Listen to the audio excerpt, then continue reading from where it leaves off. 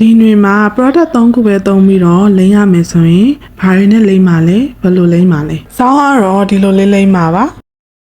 စောင်း sun cream လိမ့်ထားပါတယ်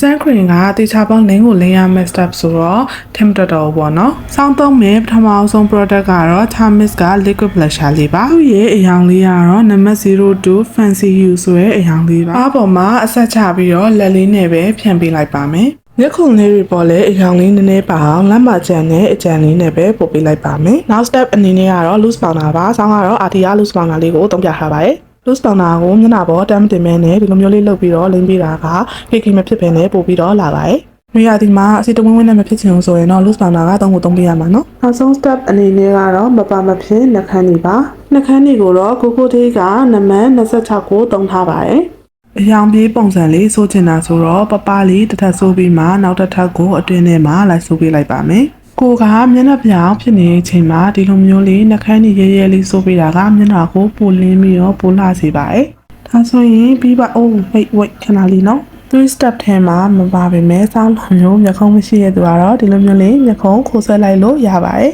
။မျက်ခုံးရှိရဲ့ချစ်ကလေးရတော့မလိုဘူးပေါ့နော်။နေရာဒီမှာအားလုံးအတွက်စောင်းမကျင်တာကတော့ရင်မြများတောက်ပါဆန်ခရင်လိမ့်မို့လုံးဝ